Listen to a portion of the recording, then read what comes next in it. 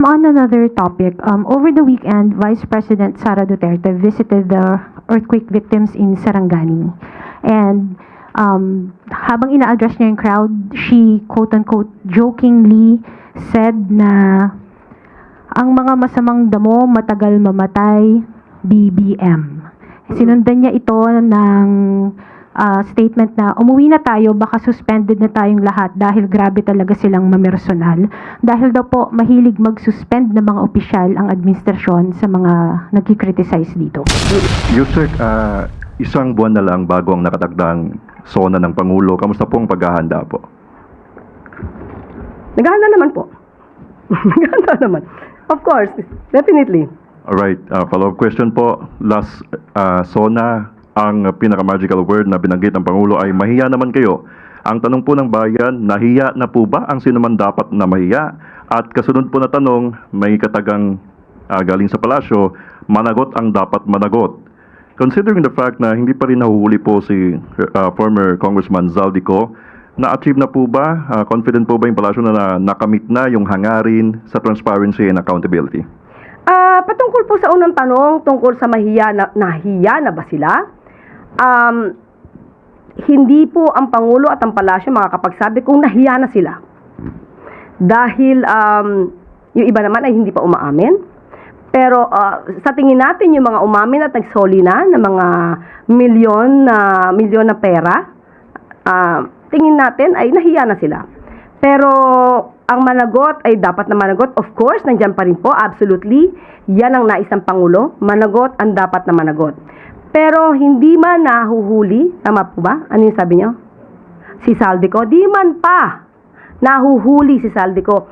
Hindi po umiikot ang flood control mess or investigation kay Zaldico lamang. Marami pang maaaring involved sa anomalya, maaari pang maraming korupsyon na naganap.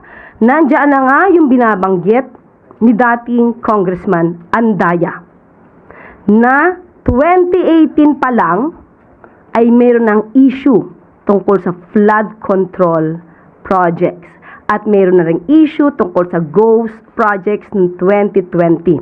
Ito ay mukhang hindi pa naiimbestigahan at mukhang hindi pa nahihiya ang dapat na mahiya dito.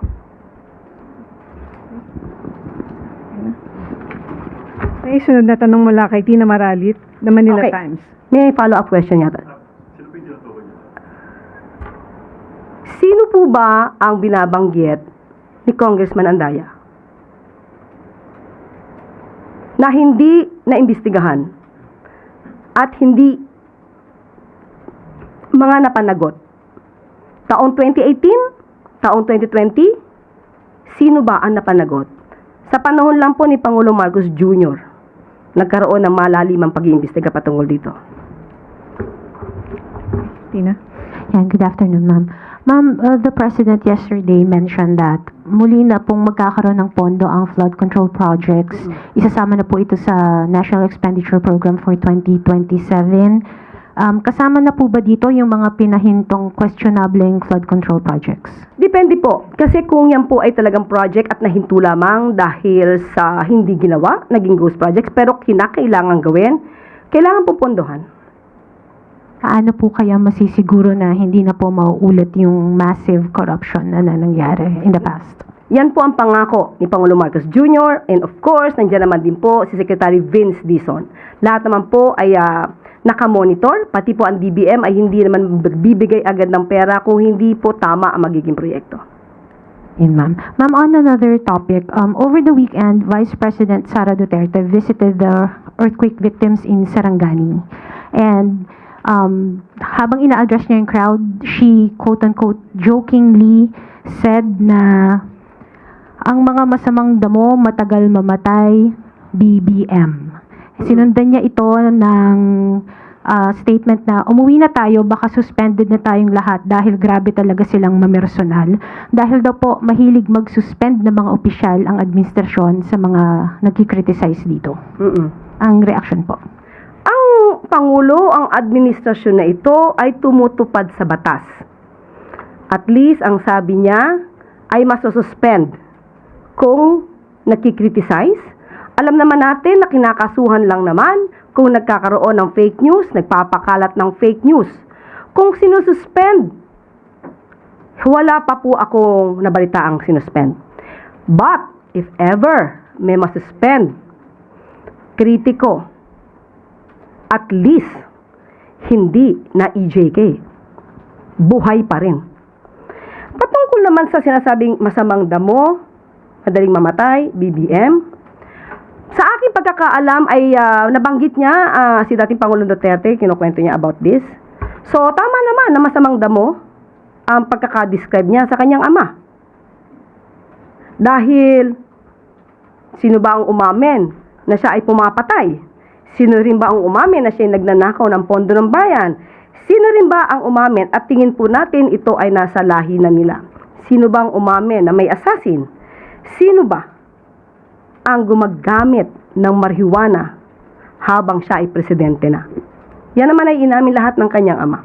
So maybe tama ang pangulo, tama ang vice presidente sa pagkaka-describe sa kanyang ama na masamang damo. Pero yung tungkol sa matagal mamatay, ang pangulo naman nung siya ay nagkasakit at mukhang maraming humihiling na siya ay mawala na dahil maraming gusto na siya ay mawala sa pwesto. Anong sabi ng pangulo? Huwag naman kayong masyadong excited. Diba? Yung mga nagmamadali lang siguro na makapwesto, yan ang humihiling na mawala ang Pangulo. Pero ang sabi ng Pangulo, huwag kayong excited. Ma'am, what do this so-called jokes? Anong signal po kaya ang nabibigay nito sa publiko? Especially, it came from the second highest official in government. Katulad po at uulitin ko, kapag ang Vice Presidente ay walang binabasang script, lumalabas ang tunay na kulay, lumalabas ang tunay na anyo. Kung kayo mismo nakakakita na hindi maganda, para sabihin ito, mula sa pangalawang mataas, nag-occupy ng pangalawang mataas na posisyon. Ibig sabihin, mali ang kanyang ginagawa, kahit ito ay pabiro. Thank you, ma'am. Okay, sunod na tanong mula kay Jervis Manahan, ABS-CBN. Magandang hapon po, Yusek. 2 weeks before the start of the impeachment trial, naglabas po si Vice President Sara Duterte ng accomplishment report na doon po nakadetalye yung mga nagawa ng kanyang opisina for the past year. Ano po ang komento po nung palace po doon sa mga kanyang accomplishments? Okay. Noted. Part po nun sa kanyang accomplishment report, sinabi po niya na mas nahihirapan siya na maglingkod sa sambayan ng Pilipino dahil sa mga baseless criticisms at mga systematic attacks laban po sa kanya. Siguro talagang challenging sa kanya ang mga ganitong klaseng report kasi ang pagre-report sa taong bayan hindi naman nakukuha sa numero lamang. Tandaan natin, ang kanyang mga pagre-report, pinupuna na noon pa ng COA, ng Commission on Audit, katulad nitong 3.4 million pesos patungkol sa magnegosyo Taday. Okay, ito yung patungkol sa 4,400 plus entrepreneurs supported. Pinuna ito ng COA at sinasabi na ito ay walang mga feasibility studies, walang evaluation ng DTI at ng Philippine Deposit Insurance Corporation, walang written agreement prepared by the OVP with the PDIC and DTI.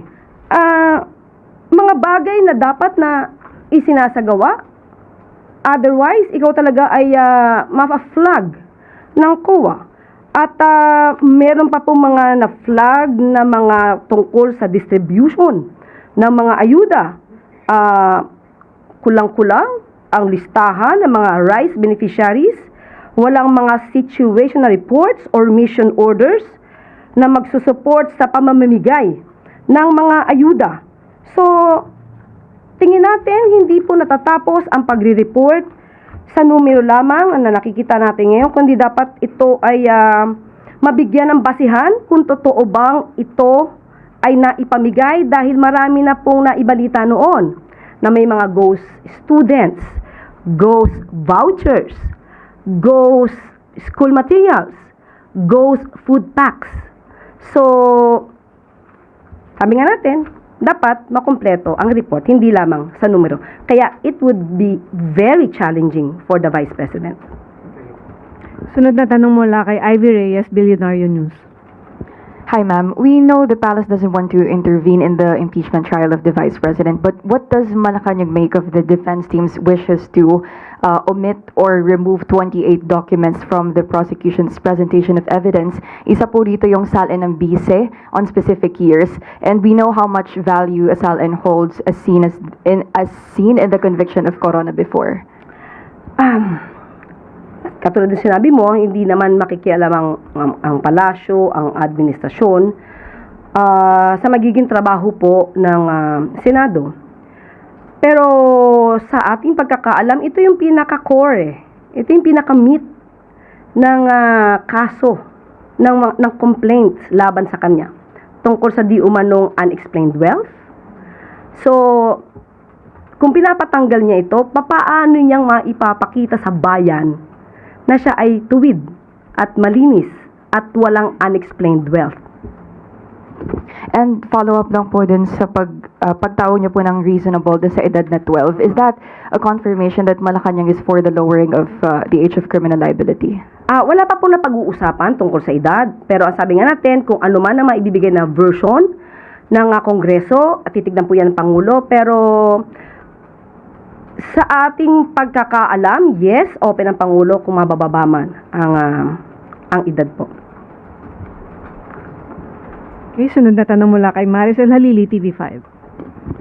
Good afternoon, Yusek. Yusek, going back to the Tacloban incident, the Vice President released a statement about the incident, and I quote, "This tragedy also exposes the failure of the government to recognize the importance of intelligence gathering and identifying threats before lives are lost. We cannot continue reacting only after another child is hurt or killed." Eto pa po, sabi niya rin, "The continuing loss of young lives should serve as a wake-up call to this administration.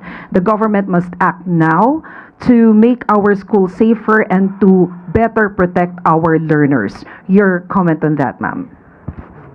Ibig sabihin, estudyante dapat minomonitor para sa intelligence gathering. Hindi sila mga terorista. Sila ay mga estudyanteng mukhang di umanong gumunlang sa online gaming na marahas. At kung yan ang sinasabi niya na dapat na minomonitor through an intelligence gathering, bakit kaya noong 2019 sa Masili National High School, Calamba, Laguna, ay nagkaroon din ng barila sa loob ng classroom? Isang 15-year-old, grade 7 student ang involved. This is 2019. It occurred 2019. Bakit hindi ito kaya nakita sa intelligence report ng kanyang ama? At ito, meron pa rin po, ito, terorista, di umano ang nagsagawa. September 2016, Philippines bomb, Davao attack, blame on Abu Sayyaf. Bakit hindi niya kaya tinuruan ang kanyang ama para marisulba or ma-counter ito agad? Okay? Meron pa pong isa. November 29, 2016, 9 injured in bomb blast targeting Duterte's security team. Magaling naman po yata siya magpuna. Pero walang solusyon na naibibigay. Sana magbigay siya ng solusyon. At ito pa po. 2019, Duterte Honors Cup killed in school explosion. Hindi po ba dapat kung napakagaling niya magbigay ng suggestion, dapat ay tinuruan niya ang kanyang ama para ito ay na-prevent. May mga pagkakataon po na hindi maiiwasan ng mga ganitong sitwasyon, especially sa pangyayaring ito, mga estudyante, mga minor de edad, hindi terorista. At sa susunod sana, bago magbigay ng pamimintas at paninira ang Vice Presidente, itanong nyo sa kanya ano ang kanyang suhestyon. Yusek, dahil nga po dun sa Tacloban shooting incident at sa iba pang school-related violence na kinasasangkutan ng mga menor de edad, nabuhay yung debate sa kung dapat bang ibaba yung age of criminal liability. Si Senator Robin Padilla, sabi niya, ang tanong niya, may special session kaya yung kanyang panukala tungkol doon. Ang Malacanang po ba nakikita yung pangangailangan na amyendahan ang Juvenile Justice and Welfare Act? Depende po yan kasi kung ano po makikita na version ng Pangulo at kung ito naman ay magiging mas makakabuti sa ating mga kabataan at sa pagpapatupad ng ating batas ay sasang-ayunan naman po ng Pangulo yan. Doon po sa mga tumututol, mga nagsasabi na hindi kailangan. Ang sinasabi po, kailangan ay ipatupad na mabuti yung batas. At isa po dun sa naging nakapaloob dyan yung mapondohan, halimbawa yung child caring institutions. Na pagtutuon ng pansin po ba ito ng pamahalaan? Ganito yan eh. Itong batas po natin ngayon, hindi naman ibig sabihin na pag ikaw ay 15 and below, definitely, wala kang criminal liability, pero may mga interventions na gagawin para ikaw ay yung attitude, behavior mo ay makorek. Ang tingin natin na medyo may pagkukulang dito dahil pag inisip natin na 15 and below, hindi na kinakasuhan. Pinapakawalan na lang. Nawawala yung pagpapa-implement, pag-i-enforce nung sinasabing intervention. So, isa yan sa nakikita natin na kakulangan. Pero nakikita rin po natin ang nasa isipan ng mga miyembro ng PNP na ang mga kabataan po ngayon ay mulat na kung ikukumpara noon. Nakikita po natin na pag sinabi natin ay hindi ka naman makakasuhan, mas malakas yung loob nila na gumawa ng hindi maganda.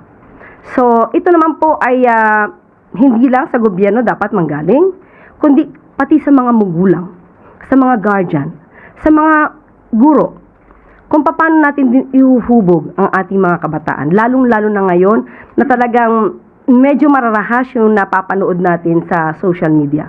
So, tulong-tulong po talaga lahat para mas agapayan natin ang mga kabataan. Doon po sa binanggit ng PNP kanina na tinitingnan nila yung 12 years old, ano po ang posisyon ng Malacanang doon? Sa ngayon, walang posisyon ng Pangulo kung anong edad. Pero kung ang sinuggest nila ay 12 years old, ito ay reasonabling edad.